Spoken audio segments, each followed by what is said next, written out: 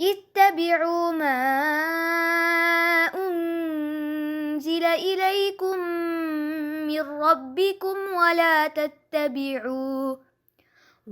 تتبعوا من دونه نحمده ونصلي على رسوله الكريم اما بعد فاعوذ بالله من الشيطان الرجيم بسم الله الرحمن الرحيم رب اشرح لي صدري ويسر لي امري واحلل عقدة من لساني يفقهوا قولي وقطعناہم فی الارض امما، اور ٹکڑے ٹکڑے کر دیا ہم نے ان کو زمین میں جماعتوں کی شکل میں.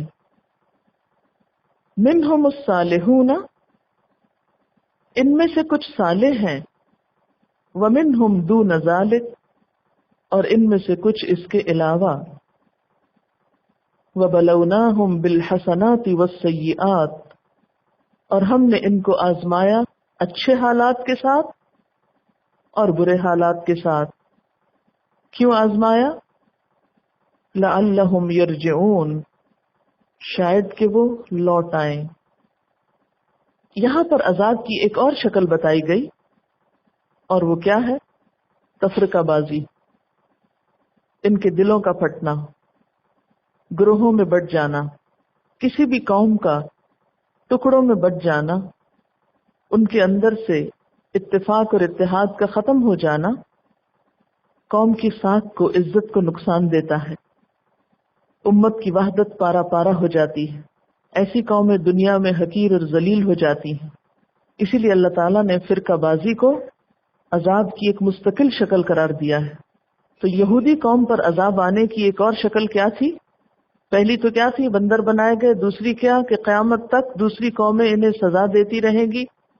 تیسرا یہ کہ ان کے ٹکڑے ٹکڑے ہو جائیں گے، یعنی گروپس اور فرقے بن جائیں گے اور زمین کے مختلف حصوں میں پھیل جائیں گے. آپ کو معلوم ہے کہ ان کے پاس کوئی اپنی مملکت نہیں تھی. تقریباً 2000 سال تک یہ در بدر بھٹکتے رہے. وَقَطَّعْنَاهُمْ فِي الْأَرْضِ أُمَمًا، امیجن کریں کہ یہود کو کس طرح دنیا بھر میں بکھیر دیا. ان کی وحدت منتشر ہو گئی، پارا پارا ہو گئے. وَقَطَّعْنَاهُمْ فِي الْأَرْضِ أُمَمًا مِنْهُمُ الصَّالِحُونَ، ان میں سے کچھ تو صالح تھے، اچھے تھے. یہ آپ دیکھیے کہ کس طرح اللہ تعالیٰ اچھائی کا بھی ذکر کرتے ہیں انصاف کے ساتھ جہاں وہ موجود ہو. اگرچہ یہ ان کے بہت چھوٹے گروہ میں تھی، لیکن جو تھی اس کا ذکر کر دیا گیا. منہم الصالحون، ان میں سے کچھ صالح ہیں. ومنہم دون ذلک، اور کچھ اس کے علاوہ. وبلوناہم بالحسنات والسیئات لعلہم یرجعون، اور ہم نے ان کو اچھے اور برے حالات کے ذریعے آزمایا. یعنی ویسے ان پر سزائیں آتی، اور ان سزاؤں کے بیچ میں آپ نے تاریخ میں پڑھا ہوگا کہ کچھ وقفے آتے جس میں ان کو پھر کچھ مدد مل جاتی، اور جو ان کی سرپرستی کرتا، جو ان کو مدد دیتا، پھر یہ اس کی جڑیں کاٹنے لگتے اور پھر ایک اور عذاب کا شکار ہوتے. یعنی اچھے حالات بھی ان کے لیے ایک آزمائش بن جاتے کہ اس میں یہ اپنے لیے مزید پٹنے اور ذلیل اور رسوا ہونے کے سامان پیدا کر دیتے. اور یہ سب کچھ کیوں ہوا؟ لعلہم یرجعون، شاید کہ وہ لوٹ آئیں، یعنی ان کو نصیحت ہو جائے اور یہ اپنی بری حرکتوں سے باز آ جائیں. آپ نے قرآن پاک میں ایک انداز دیکھا ہوگا کہ کسی قوم کی جب برائیوں کا ذکر ہوتا ہے، اگر اس میں سے کچھ لوگ اچھے ہوتے ہیں یا کوئی اچھی خوبی ہوتی ہے ان کی، تو اس کا بھی ذکر کیا جاتا ہے. لیکن ہمارا حال کیا ہے کہ اگر ہماری نظر میں کوئی گر جائے تو بس پھر وہ صرف برائیوں کا ہی مجموعہ ہے، اس میں اچھی چیز کوئی نہیں. اللہ تعالیٰ کبھی بھی کسی قوم کو یکا یک نہیں پکڑتے، ان کو مہلت دیتے ہیں، اور پھر عذاب دینے کے بعد بھی یہ کہتے ہیں کہ اگرچہ میں پکڑنے میں سخت ہوں لیکن اس کے ساتھ غفور الرحیم بھی ہوں.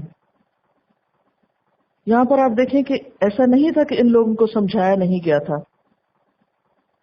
اس بات کی وضاحت مزید ایک حدیث کرتی ہے. نبی صلی اللہ علیہ وسلم نے فرمایا اللہ تعالی خاص لوگوں کے جرائم پر عام لوگوں کو سزا نہیں دیتا جب تک عامت الناس کی یہ حالت نہ ہو جائے کہ وہ اپنی آنکھوں کے سامنے برے کام ہوتے دیکھیں اور وہ ان کاموں کے خلاف اظہار ناراضگی کرنے پر قادر ہوں اور پھر کوئی اظہار ناراضگی نہ کرے. بس جب لوگوں کا حال یہ ہوتا ہے تو اللہ تعالیٰ خاص اور عام سب کو عذاب میں مبتلا کر دیتا ہے. تو کیسے آتا ہے عذاب؟ سب کیوں پکڑے جاتے ہیں؟ یعنی جب تک کسی قوم کے اندر روکنے والے لوگ موجود ہوتے ہیں برائی سے تو اللہ تعالیٰ عذاب کو روکے رکھتے ہیں. لیکن جب وہ بھی ساتھ شامل ہو جائیں، جیسے بنی اسرائیل ساتھ شریک ہو گئے تھے نا، ان کا حال کیا ہوتا تھا کہ شروع میں منع کرتے، پھر کچھ عرصے کے بعد خود بھی ساتھ شریک ہو جاتے تھے برے لوگوں کے. تو جب تک ایسا گروہ کسی قوم کے اندر موجود رہے جو برائیوں سے روکتا رہے تو عذاب رکا رہتا ہے، اور جب سب ایک جیسے ہو جائیں تو پھر عذاب آ جاتا ہے. عام روزمرہ کے حالات میں بھی ہم دیکھتے ہیں کہ جب کوئی شخص کسی بات سے روکتا ہے، منع کرتا ہے، تو لوگ اس کے پیچھے پڑ جاتے ہیں. یہ بتاتی ہیں کہ میں جس اسکول میں پڑھاتی تھی تو عموماً لڑکیاں مل جل کے اکٹھی کہیں نکل جاتی تھیں اور بعض اوقات غلط کام بھی کرتی تھی. تو یہ جب ان کو روکنے کی کوشش کرتی تو دوسرے اسٹاف ممبرز ان کے پیچھے پڑ جاتے کہ ٹھیک ہے وہ جہاں جاتی ہیں ان کے پیرنٹس کو پتا ہے، تم کیوں روکتی ہو؟ اور بعض اوقات ہم یہ کہتے ہیں ہاں ہمیں اجازت ہے، ہمیں کوئی برے کام سے نہ روکے.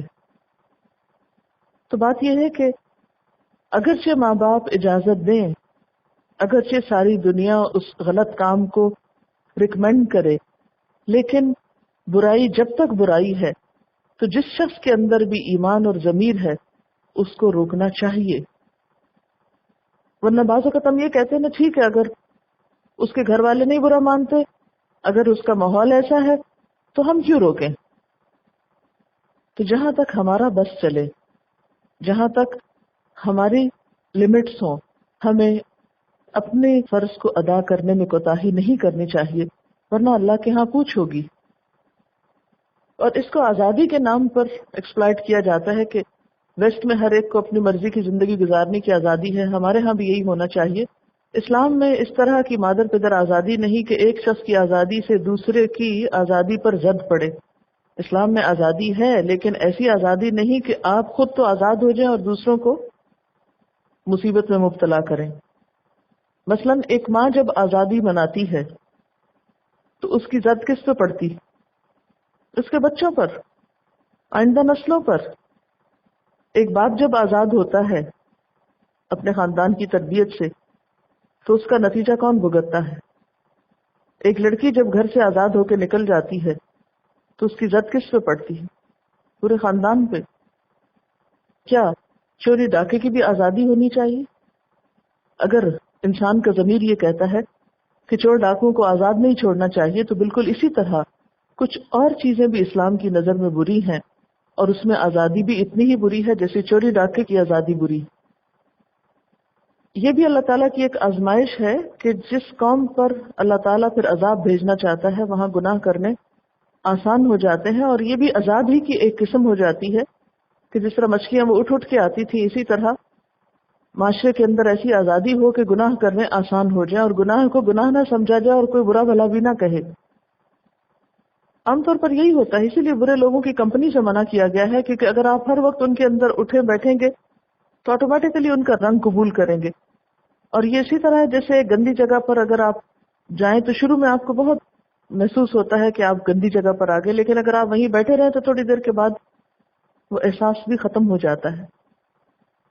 انہوں نے یہ لکھا ہے کہ بسا اوقات برائی دیکھ کر آپ خود نہیں روک سکتے تو روکنے کی کوئی اور تدبیر بھی کی جا سکتی، وہ بھی برائی کو روکنے ہی کا ایک طریقہ ہوگا. یہ بالکل ایسے ہی ہے جیسے بعض چیزوں کو آپ اپنے ہاتھ سے نہیں کر سکتے تو کسی آلے سے کرتے ہیں. مثلا اگر آپ کو دیوار میں ایک کیل ٹھوکنا ہے تو آپ اپنے ہاتھ سے ٹھوکنے کی کوشش کریں گے تو نہیں ٹھوکا جائے گا. اگر آپ ایک ہیمر اٹھائیں گے اور ٹھوکیں گے تو ٹوٹ جائے گا. تو اسی طرح کچھ کام اگر ہم خود نہیں بھی کر سکتے برائی کو روکنے کے، تو ہم کسی اور کے لیے سپورٹ بن سکتے ہیں، ہم کسی اور کے نوٹس میں لا سکتے ہیں، ہم کسی اور طریقے سے بھی اس کو روک سکتے ہیں، کوئی اور ذریعہ یا آلہ استعمال کر سکتے ہیں. اور بعض اوقات یہ بھی نہیں کہ صرف آپ برائی کو برائی برائی برائی کہتے رہیں تو وہ ختم ہو جائے یا اسے کرٹیسائز کرتے رہیں. اس کے لیے ہمیشہ سوچنا یہ چاہیے کہ عملی طریقہ کیا ہو. اور آگے انشاءاللہ قرآن پاک میں اس کا بہت ذکر ہے، کیونکہ قرآن تو ہے ہی ساری دعویٰ کی کتاب، برائیوں سے روکنے کے لیے تو آئی ہے. بعض اوقات ایک برائی کو ختم کرنے کے لیے ہم اور زیادہ برائیاں پیدا کر دیتے ہیں، ایک فتنے کو ختم کرنے کے لیے اور فتنے کریٹ کر دیتے ہیں. یہ بالکل ایسے اگر احتیاط سے نہ آپ ایک کام کریں، مثلا اگر دودھ ابل رہا ہے تو آپ چولہا بند کر کے بھی تو دودھ کو ابلنا روک سکتے ہیں. اگر آپ ابلتے دودھ کو اٹھا لیں گے تو کیا ہوگا، ہو سکتا ہے آپ پہ بھی آ پڑے. اگر برائی کو نہ روکا جائے تو اپنا بھی حق پہ جمے رہنا بہت مشکل ہو جاتا ہے. یعنی یا تو آپ روکیں گے یا پھر وہ آپ کو روک دیں گے. یعنی یا تو آپ لوگوں کو غلط کام کرنے سے روک دیں گے یا پھر وہ آپ کو اچھے کام کرنے سے روک دیں گے. ان دو میں سے ایک ہوگا. اب یہ آپ کو فیصلہ کرنا ہوگا کہ آپ کو ہوشیار ہونا ہے اور اپنے آپ سے ان چیزوں کو روکنا ہے، یا پھر کوئی اور آئے اور آپ کے کام کو روک دے آ کے. آہستہ آہستہ پھر یہ ہوتا ہے کہ حرام کام جو ہے وہ خوشنما لگنے لگتا ہے، برا کام جو ہے وہ اچھا لگنے لگتا ہے. برائی میں ہی اٹریکشن پیدا ہو جاتی.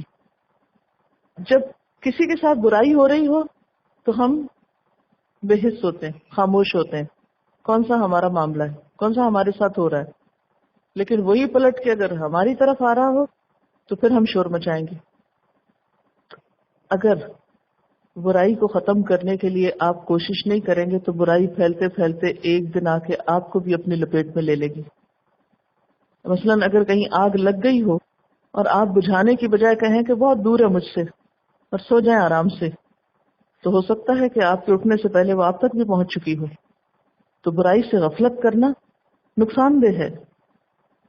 دیکھیں کہ برائی سے روک بھی وہی سکتا ہے یا کامیابی بھی اسی کو ہو سکتی ہے جو خود رکنا جانتا ہو. جو خود نہ رک سکتا اس کی تو بات میں اثر ہی نہیں ہوگا. برائی سے روکنے والے کے اندر جب تک خیر خواہی نہ ہو، جب تک دوسرے کی بھلائی نہ ہو، اس وقت تک وہ روکنے پر قادر بھی نہیں ہو سکتا. تو اس گروہ کی خصوصیت کیا نظر آتی ہے کہ وہ لعلہم یتقون کی ہوپ رکھتے تھے، اپنے دل میں خیر خواہی رکھتے تھے. فخلف من بعدہم خلف، تو پیچھے آئے ان کے بعد نااہل وارث. خلف خیلام فے خلیفہ والا ہی ہے، یہاں پر یہ لفظ خلفن استعمال ہوا ہے. خلفن نالائق اولاد کے لیے استعمال ہوتا ہے، اور اگر لام پہ جزم کی بجائے زبر ہو، خلف ہو، تو نیک اولاد کے لیے. فخلف من بعدہم خلف، تو پیچھے آئے ان کے بعد نااہل وارث، نالائق لوگ. ورثوا الکتاب، جو وارث ہوئے کتاب کے. وارث کس کو کہتے ہیں؟ جو کسی کے مرنے کے بعد اس کی چیز کا مالک ہو. میراث یا وراثت کسی کے مرنے کے بعد حاصل ہوتی ہے. تو ورث الکتاب وہ پہلی جنریشن کے ختم ہونے کے بعد کتاب الہی کے وارث ہوئے، یعنی اس کو پڑھنے پڑھانے لگے. ان کا حال کیا ہوا؟ یأخذون عرض هذا الادنی، وہ لینے لگے مال اس حقیر دنیا کا. یعنی انہوں نے اللہ کی کتاب کو بیچنا شروع کر دیا اور دنیا کے کتے بن گئے. اور پھر مزید کیا سمجھتے؟ وَيَقُولُونَ، وہ کہتے سَيُغْفَرُ لَنَا، ان قریب ہمیں بخش دیا جائے گا. ہم تو پیغمبروں کی اولاد ہیں، ہمارے ماں باپ بہت نیک تھے، اس لیے ہم جو بھی کریں ہماری بخشش ہو جائے گی. عرضہ کا ویسے معنی ہوتا ہے سامنے آنا، یہاں مال کے لیے استعمال ہوا ہے، اور ایسا مال جسے ثبات حاصل نہ ہو. اور ادنا کا لفظ دنوب سے ہے، قریب کے معنوں میں ہوتا ہے. ادنا کہتے ہیں اقرب کو، اور اسی کا مؤنث ہے دنیا. آخرت کے مقابلے میں دنیا چونکہ ہم سے قریب ہے، اس لیے اس کو ادنا کہا گیا. اسی طرح یہ بھی کہا گیا کہ یہ دناءتن سے ہے، جس کا معنی ہوتا ہے حقیر، ذلیل. آخرت کے مقابلے میں دنیا ایک حقیر چیز ہے، چھوٹی چیز ہے، اس لیے بھی اس کو دنیا کہا گیا. یأخذون عرض ھذا الادنی، وہ لوگ دنیا کے فائدے حاصل کرنے میں لگ گئے. یہ عارضی کا لفظ آپ نے کبھی پڑھا؟ یہ چیز عارضی ہے، وہ بھی اسی سے ہے، عین ریزواد سے. تو دنیا کے مال کو عرض کیوں کہا گیا کہ وہ عارضی ہے، باقی نہیں رہتا. تو بعد میں آنے والے جو اس کتاب کے وارث ہوئے، ان کا حال کیا ہے کہ انہوں نے دین بیچ ڈالا. وہ آخرت کی بجائے دنیا کو اپنا نقطہ نظر بنا بیٹھے اور پھر غلط کام کرتے دین کے نام پر. جب کوئی انہیں روکتا تو کیا کہتے؟ اس سے کوئی فرق نہیں پڑتا، ہم نیک ماں باپ کی اولاد ہیں، ہمیں بخش دیا جائے گا، ہم تو اللہ کے بیٹے ہیں، پیغمبروں کی اولاد ہیں، ہمیں کوئی تکلیف یا نقصان نہیں پہنچ سکتا. یعنی انہیں کوئی سمجھاتا بھی تو اس کے بعد سمجھ کے نہ دیتے، اپنی روش پر قائم رہتے. وَإِن يَأْتِهِمْ أَرَدٌ مِثْلُهُ، اور اگر آتا ان کے پاس مال اسی کی مانند، يَأْخُذُوهُ، تو وہ لے لیتے اس کو. أَلَمْ يُؤْخَذْ عَلَيْهِمْ مِيثَاقُ الْكِتَابِ، کیا ان سے کتاب میں پکا وعدہ نہیں لیا گیا، ان سے کتاب کا عہد نہیں لیا جا چکا؟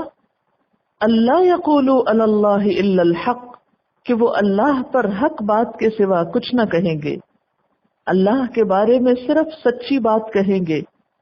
وَدَرَسُوا مَا فِيهِ، اور انہوں نے پڑھا جو اس میں تھا. تو اس سے کیا پتہ چلتا ہے کہ وہ کتاب کو کس طرح بیچتے تھے؟ یہاں سے کیا پتہ چل رہا ہے کہ وہ اللہ کے بارے میں ناحق باتیں کہتے، یعنی جھوٹے غلط فتوے دیتے تھے لوگوں کو، ان کو خوش کرنے کے لیے، ان سے مال بٹورنے کے لیے.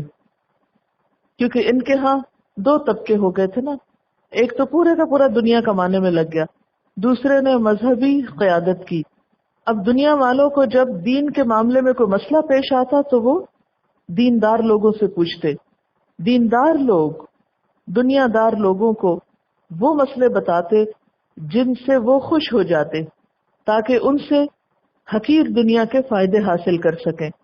اور اس طرح وہ لوگوں کو غلط باتیں یہ کہہ کے بتاتے کہ یہ اللہ کی طرف سے ہیں، حالانکہ وہ اللہ کی طرف سے نہیں ہوتی تھی. پیچھے بھی پڑھ چکے نا آپ اس کے بارے میں. وَيَقُولُونَ هُوَ مِنْ عِنْدِ اللَّهِ وَمَا هُوَ مِنْ عِنْدِ اللَّهِ، وہ لوگوں کو کہتے ہیں یہ اللہ کی طرف سے ہے، یہ اللہ نے فرمایا، حالانکہ وہ اللہ کی طرف سے نہیں ہوتا. وہ ان کی اپنی خواہشات پر مبنی باتیں ہوتی ہیں. تو یہ جو جھوٹ تھا ان کا، یہ کس لیے تھا؟ دنیا حاصل کرنے کے لیے، رشوت کھانے کے لیے، دنیا کے فائدے اٹھانے کے لیے. تو اللہ تعالیٰ فرماتے ہیں کہ ان کو تو سمجھایا بھی گیا تھا، ان سے تو پکا وعدہ لیا گیا تھا کہ یہ اللہ کے بارے میں صرف سچ بات کہیں گے، اللہ کے نام پر جھوٹ نہیں عام کریں گے. اور وَدَرَسُوا مَا فِيهِ، جو اس کتاب میں ہے وہ پڑھ بھی چکے تھے. درسو کا ایک معنی ہے پڑھنا لکھنا، پڑھنا. جیسے درس ہوتا ہے، درس کس لیے دیا جاتا ہے کہ ایک شخص دوسرے کو کچھ سکھاتا ہے، پڑھاتا ہے. اور درسو کا دوسرا معنی کیا ہے؟ مٹا دینا، محو کر دینا. تو اگر پہلا معنی لیا جائے تو کیا مطلب ہے کہ یہ غلط کام کیوں کر رہے تھے، حالانکہ یہ کتاب میں سب کچھ حقیقت پڑھ چکے تھے، جانتے تھے. حقیقت جاننے کے باوجود بھی یہ لوگ حقیقت چھپاتے، حقیقت کو بدل دیتے. اور دوسرا معنی کیا ہے کہ انہوں نے کتاب کی باتوں کو مٹا ڈالا، ان پر عمل چھوڑ دیا اور جھوٹی باتیں اللہ تعالی کی طرف منسوب کر دی. وَالدَّارُ الْآخِرَةُ خَيْرٌ لِلَّذِينَ يَتَّقُونَ، اور آخرت کا گھر بہتر ہے ان لوگوں کے لیے جو تقوی کرتے ہیں. افلا تعقلون، کیا پھر تم عقل سے کام نہیں لیتے، عقل استعمال نہیں کرتے؟ تمہیں نہیں معلوم کہ دنیا کے یہ فائدے چند دن کے ہیں اور یہ سب کچھ ختم ہو جانے والا ہے. یہ تو تھا بنی اسرائیل کے علماء کا حال. آج کل کیا ہو رہا ہے؟ جتنی بھی دین کے نام پر رسمیں گھڑی گئی ہیں ان سب رسموں کے پیچھے کیا چیز پوشیدہ ہے؟ مثلا مرنے کے موقع پر ہمارے ہاں سب سے پہلے سوئم کیا جاتا ہے، پھر جمعرات کی جاتی ہے، پھر 40واں کیا جاتا ہے، پھر اس کے بعد برسی کی جاتی ہے، شبرات ہوتی ہے، اس میں بھی روحوں کا کچھ عمل دخل ہوتا ہے، مردوں کی عید اس کو بولتے ہیں. اب آپ دیکھیں ان سب موقعوں پر کیا ہوتا ہے، کیا چیز انوالو ہوتی ہے ان سب میں. مثلا اسلام میں جو عبادات کے اوقات مقرر ہیں، دن مقرر ہیں، مثلا دن میں 5 نمازیں ہیں، تو مسجد جائیں، نماز پڑھیں، گھر آئیں، کوئی کھانا پینا انوالو نہیں. تعلیم کے لیے مدرسہ جائیں، پڑھ کر آئیں، کھانا پینا انوالو نہیں. پھر حج کے موقع پر جائیں، جا کے خود قربانی کریں. پھر اسی طرح باقی مواقع پر بھی آپ دیکھیں. اچھا عید کے موقع پر بھی کیا ہے؟ بیسیکلی اسلام کا حکم کیا ہے؟ نماز صبح کی پڑھنا، تکبیریں پڑھنا، نماز پڑھنا، اچھے کپڑے پہننا. باقی آپ کی اپنی مرضی، جو چاہیں پکائیں کھائیں، نہ پکائیں سو جائیں، جو دل میں آئے کریں. کوئی اسلامکلی آپ کو پابند نہیں کیا گیا کہ آج آپ کو یہ سوئیاں ضرور پکانی ہیں. لیکن مرنے پر جتنی بھی رسمیں ہیں ہماری، اب سوئم میں کیا ہوتا ہے؟ جمعرات کے دن کیا ہوتا ہے؟ روح آتی ہے، کیا کرتی ہے؟ دیکھتی ہے کیا انہوں نے میرے لیے صدقہ کیا ہے، کیا پکایا ہے، کیا کھلایا ہے. اور اس میں بھی چلے آنے والوں کو ٹھنڈا پانی دینا یا کوئی چائے پانی کا انتظام کرنا، وہ تو ایک مہمانداری کے طور پہ اور بات ہے. پہلی بات ہے کہ آپ کو کہا کس نے، کہاں سے دلیل لی آپ نے کہ آپ جمعرات کے دن اکٹھے ہو کے بیٹھے؟ کہاں لکھا ہوا ہے؟ نہ کہیں قرآن میں ہے، نہ ہی کہیں حضور صلی اللہ علیہ وسلم نے فرمایا. ایک دن آپ نے خود اپنی مرضی کا مقرر کیا اور پھر اس پہ خود یہ کہا کہ وہ روح بھی آ جاتی. پھر اس کے بعد آپ نے اپنی مرضی کے فلسفے ایجاد کیے کہ جو کچھ میت کو پسند تھا وہ کچھ ہونا چاہیے. پیسے نہیں ہے جیب میں تو کسی سے قرضہ لے کر آؤ، خریدو اور بناؤ اور پکاؤ اور کھاؤ. اور کون کھاتا ہے؟ خود ہی کھا پی لیتے ہیں. یا پھر اس کا ایک حصہ ختم پڑھنے والوں کے پاس جاتا ہے. پھر اسی طرح 40 میں جو ہوتا ہے، برسی پہ جو ہوتا ہے، ان سب چیزوں کے پیچھے آپ دیکھیں کہ یہ سب کچھ مٹیریلائزڈ ہو گیا ہے. ان سب چیزوں کے ساتھ کھانا پینا انوالو ہو گیا ہے. یعنی نام میت کا ہے لیکن مزے اپنے کر رہے ہیں. وہ انداز جو دینے کا بھی ہوتا ہے وہ بھی غریبوں تک تو کم ہی پہنچتا ہے. وہ جو آتے ہیں لوگ وہی مل جل کے کھا پی لیتے ہیں. اب آپ دیکھیں کہ میت کے لیے حکم کیا ہے. میت کے جو اہل خانہ ہیں ان کے لیے دین کا حکم کیا ہے؟ 3 دن تک ان کے لیے عزیز رشتہ دار جو ہیں وہ کھانا بھیجیں، نہ کہ وہ بنائیں اور سب عزیز رشتہ دار پہنچ کر کھائیں. اب یہ مسئلے آئے کہاں سے؟ کتاب میں تو کوئی نہیں، کسی حدیث میں نہیں. بہت سی رسمیں صرف مال اکٹھا کرنے کا ذریعہ بن چکی. بنی اسرائیل کا بھی جب زوال ہوا تو یہی حال ہوا کہ ان کے بعد، یعنی پہلے لوگوں کے بعد، پہلے لوگ سے مراد کیا کہ جو حضرت موسیٰ علیہ السلام کے زمانے میں تھے، نیک تھے، اچھے تھے، جنہوں نے کتاب کو سمجھا، اچھے کام کیے. پھر اس کے بعد ناخلف لوگ وارث بن گئے اور وہ اس کتاب کے عوض دنیا کا مال کمانے لگے. دین کا نام لے کر کس طرح پیسے کمائے جاتے ہیں، کس طرح مال بنایا جاتا ہے، اس کی کیا شکلیں ہمارے معاشرے میں رائج ہیں. اور پھر یہ کہ کتاب کے اوپر، کتاب کے ذریعے، یعنی کن موقعوں پر قرآن پڑھا جاتا ہے اور پھر مال اکٹھا کیا جاتا ہے اور کس کس طریقے سے. تو ان کے بعد کچھ نااہل لوگ کتاب کے وارث ہو گئے، کتاب کے ذریعے یأخذون عرض ھذا الادنی، دنیا کے مال سمیٹنے لگے. جیسے پیچھے بھی آپ پڑھ چکے ہیں کہ وہ اللہ کی آیات کو تھوڑی قیمت کے عوض بیچتے تھے. اور جب انہیں کوئی سمجھاتا کہ تم دین کے نام پہ یہ دھوکہ مت کرو تو وہ کہتے کچھ نہیں جاتا، سیغفر لنا، ہم تو بخشے بخشائے ہیں. اور اگر ان کے پاس مزید کوئی فائدہ آ جاتا تو حرام حلال میں تمیز نہیں کرتے، پھر اس کو لے لیتے. حالانکہ اللہ تعالیٰ نے انہیں منع کیا تھا کہ دیکھو میرے اوپر ناحق بات کوئی نہ کرنا. اگر یہ ساری رسمیں دنیا کی رسمیں ہوتی نا تو کوئی بات نہیں تھی، ٹھیک ہے جو جس کا جی چاہے کرے. لیکن افسوس یہ کہ یہ سب کچھ ہم ثواب سمجھ کے، دین سمجھ کے کر رہے ہیں جس کی کوئی حقیقت نہیں ہے. وآخر دعوانا ان الحمد للہ رب العالمین. سبحانک اللہم وبحمدک نشہد ان لا الہ الا انت نستغفرک ونتوب الیک. السلام علیکم ورحمۃ اللہ وبرکاتہ.